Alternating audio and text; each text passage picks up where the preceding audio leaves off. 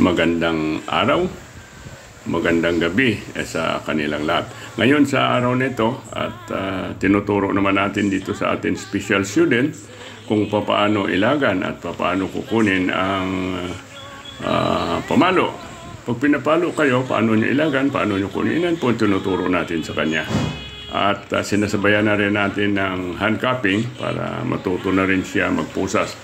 Kasi kumukuha siya ng special skill dito sa atin martial arts. Kaya yung mga mahilig at gusto matuto ng martial arts, punta lang kayo at tuturuan ko kayo ng special.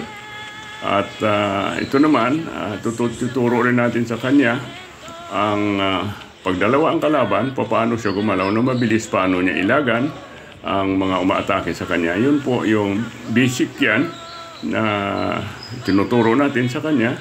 Importante paano siya mailag, hindi siya matamaan ng panaksak.